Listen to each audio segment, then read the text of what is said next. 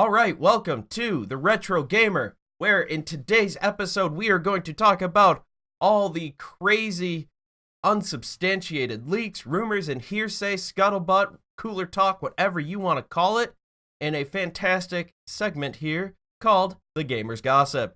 Now, remember, this is all just random articles that have been written all over the internet about leaks and rumors. So take this with a horse-sized grain of salt, because half this is probably going to be bunk. So, without further ado, our first story is all about Resident Evil 8.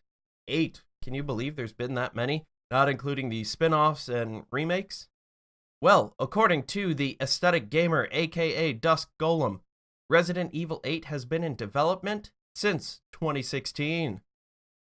This puts it in line with starting at about the same time that Resident Evil 7 was wrapping up development. So it's been in development, you would think, for about 4 years, half of 8.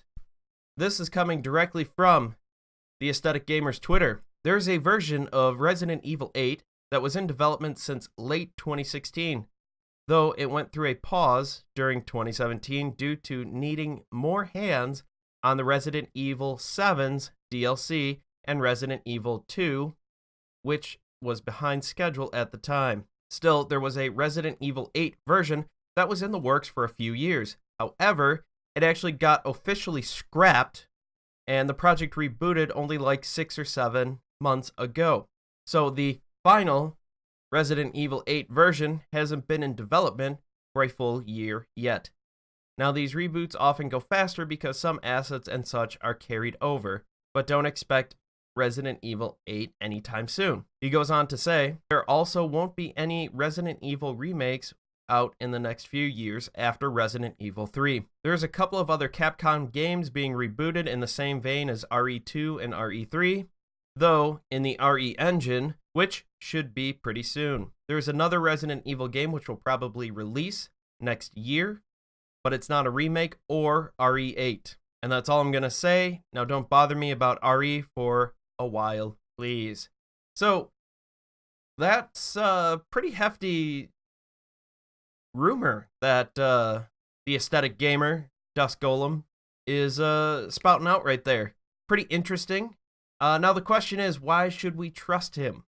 We've been burned with a lot of leaks recently, so I'm gonna take this with that horse-sized grain of salt. But he was one of the people to nail a lot of the early details on RE7, Not a Hero DLC. He also helped confirm that Resident Evil Resistance was connected to the RE3 remake. My guess, we're going to have to wait at least a year before we hear anything about RE8, especially if it's been rebooted. Yes, if they're reusing some of those assets that they already made, it will go quicker, but that's like shaving off 6 months from a 3 to 4 year development cycle. So, yeah, we're still going to have to wait a while. I'm not expecting to hear anything soon. At the earliest, my guess would be maybe Games Awards 2020 or E3 2021. I'm not going to hold my breath on this one. Boy, the Aesthetic Gamer / DuskGolem has been busy.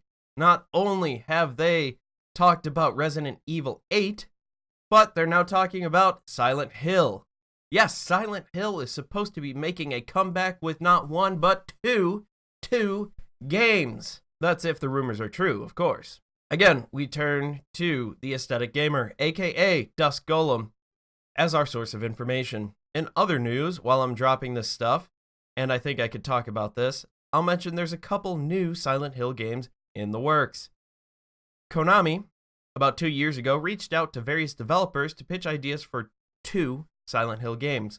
One of them is a soft reboot, the other an episodic Telltale Until Dawn style game to go alongside the reboot. I don't know anything more than that though, but I sure do hope that Konami gives it the appropriate budget and found the right developer to make those games succeed. Don't we all? It's been a long time since we've seen a Silent Hill game, a proper Silent Hill game, and know that remake where they got rid of the fog, probably the most important, most iconic part of the game. They got rid of it. Yes, I know that the fog was originally put in these games way back in the PlayStation 1 because of the limitations of the hardware and it couldn't draw the distances they wanted. That turned out to be one of the best aspects of the game. to give it that eerie, creepy vibe. So, whatever you do, make sure you give it that same creepy vibe. And for the love of God, keep the fog in there. Come on, man. You gotta do it. Now, you do have to remember to take that horse-sized grain of salt with this story. But remember, this leaker did correctly get some of the details about Resident Evil 7, the No More Heroes DLC, and the connection between Project Resistance and Resident Evil 3. So, there are some details, there is some credibility here that you can get with this person, that they might actually know what they're talking about. Well, I do say that he was right, and he does have a little bit of credibility. AestheticGamer could have also taken a lucky stab in the dark. How many people have made predictions about various video games, myself included? I thought we were going to get some info on January 20th about Arkham Crisis, but we didn't. So I was wrong there. Big whoop-de-doo. This person took a stab in the dark and got it right. Who knows?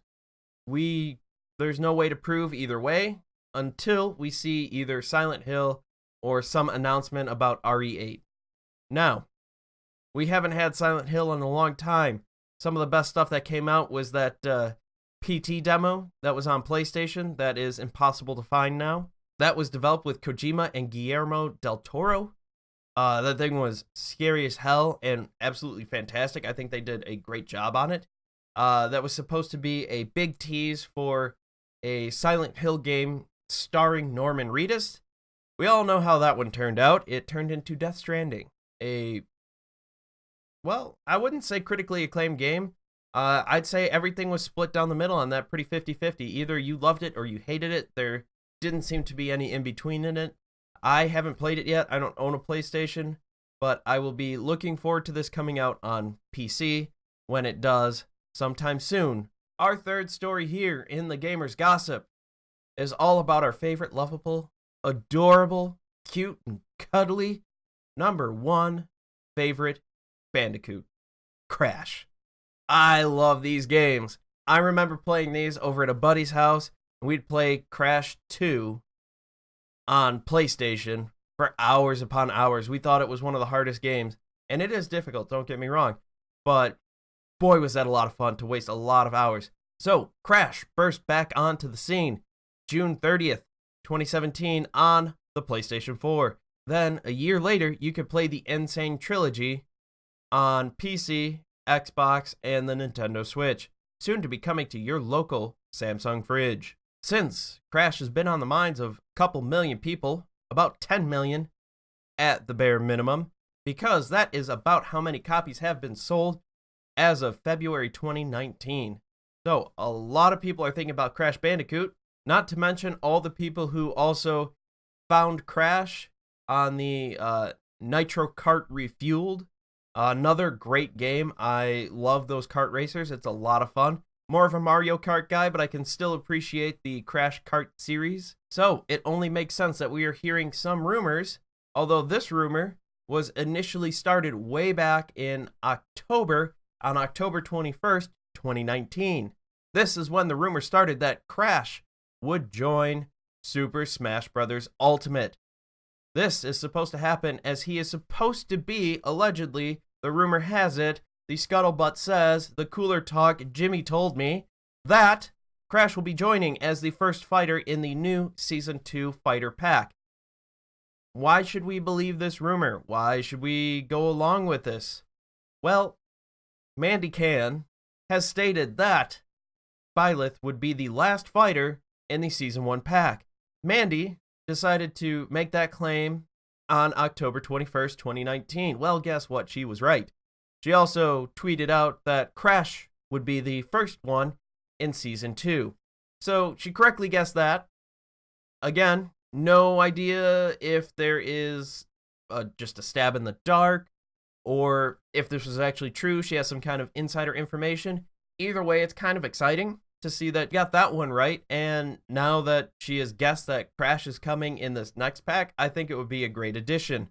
It'd be a lot of fun. I'd like to see Crash beat up on Mario with his Aku Aku, or throw some Wampa fruit at him. Does anybody remember the commercials from way back in the 90s with some guy dressed up in a Crash Bandicoot costume, shouting at the building of Nintendo with a megaphone, just taunting them? How awesome would it be to have him do that taunt in the game. Hey, plumber boy, mustache man, your worst nightmare has arrived. Not only did Mandy Can predict those two things there, but she also predicted the date that the Nintendo Smash Direct would be. So she's got some credibility there. It's a lot harder to predict the date, so she might have some insider information. I don't know. I'll leave that up to you guys. Remember to take that horse-sized grain of salt with you when you look into this. And the number 4 on the Gamer's Gossip here, we cannot leave Super Smash Bros. Ultimate alone. id and Nintendo have had some chats about bringing Doomguy, aka the Doom Slayer, into Super Smash Bros. Ultimate. This is according to Marty Stratton, the executive director of Doom Eternal. He is quoted as saying, "I don't even know who talked to who, but we've bantered with them. We've had a great relationship with them through bringing Doom 2016 to Switch and that kind of stuff. So we have great people over there, but it's one of those things where it's like, wouldn't it be cool? But it's never going to go anywhere serious. So we'll see." Well, I guess we will see. I think having Doomguy, I've been advocating for Doomguy, Doomslayer, whatever you want to call him, into Super Smash Bros. Although they would probably have to tone down his glory kills and that, because I don't think ripping the head off of Mario is going to be a mass appeal. I don't think that's what the Nintendo brand is kind of known for. But I think it'd be pretty cool if he was able to use his ultimate smash and get some kind of berserker token and just one punch everything. So, Doomguy, maybe. Who knows? We have a brand new slate of Season 2 fighters coming here. Doomguy is a possibility. Master Chief is a possibility. Who knows? They brought Sonic in. They brought Byleth in. No offense, I'm sure it's going to be a great character to play, but not many people knew who that was, myself included. I think bringing one of these popular people in will sell even more units of a great game. Who knows? We'll see. Don't forget that horse-sized grain of salt. And finally, this is our last bit in the Gamer's Gossip. The Joker, the clown prince of crime. How could we forget Mark Hamill? I mean, the Joker. Let's face it, they are one and the same. It doesn't matter. He does like the absolute perfect Joker voice. And I'm not just biased because I grew up with the animated series. The Joker seems to be teasing Injustice 3 and Mortal Kombat 11 with his teaser trailer, his fight preview trailer. There's a little back and forth in the gameplay trailer with not one but two Jokers having a conversation with each other, and it goes a little bit something like this. And no, I'm not going to try to do a Joker impression because that's not going to go well. That's going to be terrible. It's going to be awful. There's only one impression I can do, and I feel like this would be appropriate. Only two of us. Joker 1 asks as he spreads some blood across his face into the iconic smile after he sliced his own thumb. "That's injustice. What we could do with the third." The second Joker replies. Now, that sounds almost like the Joker is hinting at an Injustice 3. NetherRealms did create the Injustice franchise. I think it was a fantastic game. I really like playing it, and I don't play fighting games. It's not that I don't like fighting games because they're too gory. I love Doom. Doom is gory. That's not the problem. I don't like fighting games. I'm not good at them. They've never really appealed to me. If you like fighting games, that's great. That's the great thing about video games, is it's such a wide, diverse hobby. But I digress. But that was quickly shot down by the creative director, Ed Boon, in a tweet. "PSA. This Joker dialogue is not hinting at anything related to Injustice. Any reference is purely coincidental." Now, the Joker is definitely known for breaking the fourth wall, much like his Marvel counterpart, Deadpool. Those are really the two main comic book people who know they're in comics, know it's all a joke, and just don't care. They're very self-aware. I mean, at one point, Deadpool kills the writers of his comic book, but that's a whole different story. Fantastic one, go check it out. So, it would only make sense that the Joker also knows that he is in a video game, he's in movies, and all those different things that he does. Maybe, in some cruel sense of irony, the Joker's just trying to play a little trick. He is the clown prince of crime, and I would not be surprised if this is all just a ruse, a farce, nothing crazy there. But you never know. Injustice 1 and Injustice 2 sold pretty well. They were both fun games. Everybody loved them. It would only make sense that they would make another game. Let me know what you think in the comments below. What other rumors have you heard? What do you think of the ones we discussed today? I'd love to know what you think. If you like this video, give us a big old thumbs up. I'd love it if you subscribed and hit that bell for notifications. We deliver new content every day.